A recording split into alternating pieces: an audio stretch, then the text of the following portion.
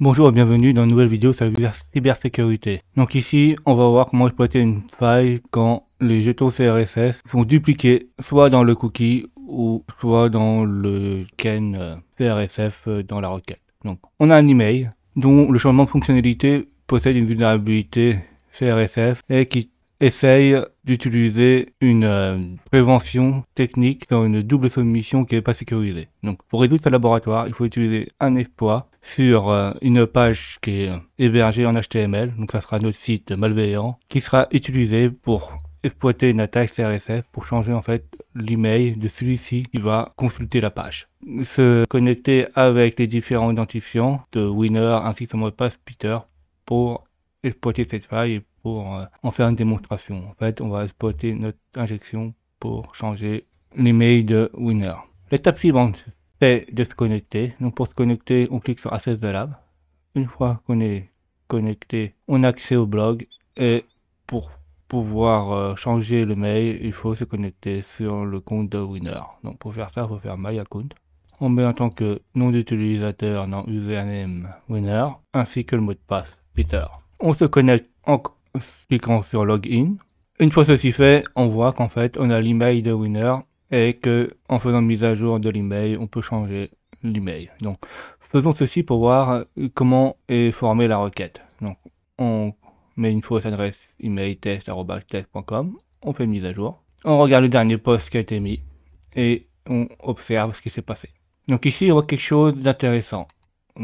Si on regarde les cookies, on voit qu'il y a un cookie qui s'appelle CSRF qui a une certaine valeur et on voit que aussi dans les paramètres passés, et on a le paramètre email, donc on a le bon email, et on a un cookie aussi qui s'appelle CRSF. Donc là c'est pas un cookie, on a un attribut CRSF qui est passé et qui a exactement la même valeur que notre cookie CRSF. En fait les deux sont pareils. Maintenant ce qu'on va vérifier c'est qu'est-ce que ça fait si on change l'un ou l'autre ou si on met les deux mêmes mais de façon pareille en fait. Donc changeons, on modifie le cookie pour voir ce que ça donne. Donc pour modifier les requêtes, il faut faire clic droit, Open Recent with Request Editor. On va modifier en premier le cookie pour voir ce que ça donne. Par exemple, on peut 1, 2, 3, 4. On envoie. Et là, ça nous marque invalide CRSF token. Donc ça marche pas quand on modifie le cookie. Maintenant, on va faire la même chose sur le token. Donc, on refait un Recent Request Editor. On modifie le token CRSF, on met 1, 2, 3, 4, on l'envoie, et là, quand on modifie le token, il dit invalide CRSF token. Maintenant, faisons un truc un peu différent, on va modifier la valeur du cookie avec exactement la même valeur qu'on a modifiée. Donc on met 1, 2, 3, 4, on envoie. Et là, on voit que la requête passe. Alors, on peut faire autre chose aussi qui est intéressant. Là, j'ai pas modifié test, mais on met une autre valeur d'email. Par exemple, on met test1@test. Je mets les deux valeurs CRSF avec les mêmes valeurs de cookies et token, les mêmes valeurs, on envoie. Et on actualise la page. Et là, on voit que notre adresse email est passée. Alors en fait, là, c'est que c'est même très particulier, ce qui vérifie même pas les valeurs antécédentes ou si les jetons sont valides ou pas. Le seul truc qu'il va tester, ce site, il va juste tester si le token mis dans les cookies est le même que le token passé en paramètre. Et il vérifie juste si c'est les deux mêmes. Donc en fait, on peut générer nous-mêmes nos propres cookies et faire une injection comme ceci. C'est super dangereux. Maintenant, comment on va faire pour injecter ceci? Parce qu'en fait, quand on injecte les cookies, en faisant par le script, on n'injecte pas les cookies. Donc, vous trouvez un moyen d'injection. Avant de faire ceci, il faut générer un POC CRSF, en fait, pour une page en HTML et pour pouvoir l'envoyer sur le site malveillant où la personne va cliquer dessus et va modifier l'adresse. Donc, pour faire ceci, il faut faire clic droit. Il faut faire CRSF, POC Generator, Full URL Encoding Auto-Submit. On clique dessus. Une fois que ceci fait, là, ça va nous générer le code HTML qui permet d'injecter la valeur. Donc ici, on a créé une page HTML avec un corps body de la page principale. Après, il met du script, donc JavaScript. Et ici, ce qu'il va faire, c'est qu'il va créer des champs, donc une formation, donc qui va envoyer à l'adresse suivante. Donc l'adresse ici qui permet de modifier le changement d'adresse des comptes avec une méthode post. Une fois que ceci est fait, il va créer des champs. Donc là, il va créer deux champs. Donc le champ email pour modifier l'email et il va créer le champ CRSF pour envoyer le token. Une fois que ceci est fait, j'aurai une input type submit. Donc ça permettra d'envoyer les champs et les valeurs préattribuées pour modifier le cookie. Une fois que ceci sera fait, il faudra faire un document form submit pour envoyer ceci, mais dessus, il faudra mettre autre chose pour permettre d'envoyer et de modifier la valeur du cookie qui n'a pas été fait dedans.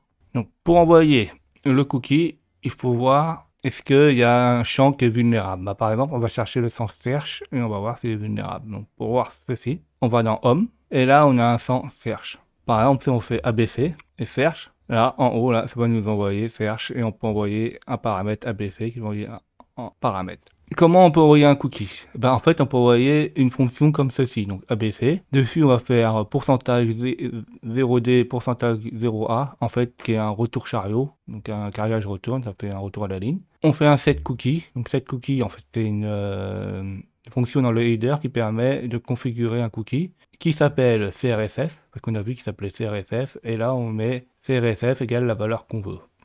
Testons ceci en haut dans l'URL, donc là on fait un copier-coller. On met par exemple comme valeur test, on fait entrer, donc là on a bien une réflexion, mais il faut regarder si dans la requête on a eu le cookie qui a été inséré. Donc pour voir ceci, il faut aller dans l'avant-dernière requête, donc sur form script, on va dans request et on regarde si ça a été passé. Donc là on voit que là notre injection a été passée, donc ABC avec le retour chariot, le set cookie, espace, pourtant espace, CRSF égale test, donc quelque chose qui a été passé, mais est-ce que ça a été modifié dans la réponse? On clique sur la réponse et on regarde est-ce qu'on a un set cookie CRSF égale test qui est mis. Et ben oui, là on voit que le set cookie a été rajouté avec CRS égale test. Donc en fait il y a encore une injection dessus où on peut modifier les valeurs. Maintenant le problème c'est que ceci là il faut le mettre dans notre injection qu'on a créée. Donc là, le script document form, là, on n'a plus besoin. Donc comment on va faire? Donc on va faire ceci.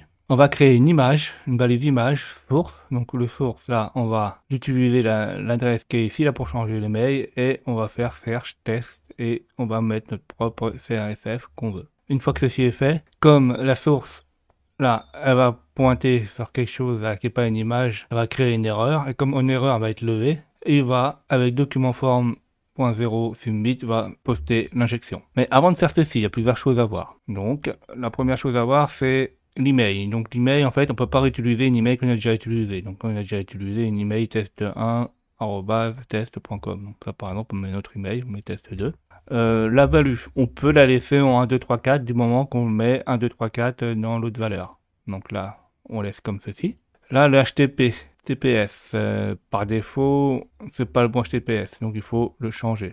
Donc c'est celui-ci qui permet de chercher. Donc celui-ci qui permet de chercher, c'est en haut, là, celui-ci qu'on voit. Et là, je l'ai effacé jusqu'au .net. Donc on peut faire copier-coller. Une fois que ceci est fait, là, il y a marqué your key. En fait, là, c'est la valeur du token. Comme on a dit que ça peut être faut que ce soit le même que celui du cookie, donc là on met 1, 2, 3, 4. Et là, notre injection est faite. Alors pour l'injecter, il faut aller sur notre serveur GoExploit Server.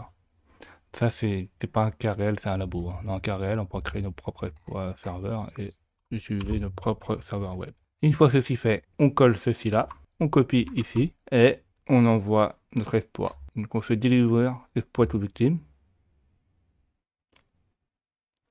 Et là, notre laboratoire est résolu. Il suffit juste que les tokens là, dans les deux endroits différents, que ce soit dans le cookie ou dans l'attribut, soient les mêmes qui sont envoyés et ça fonctionne.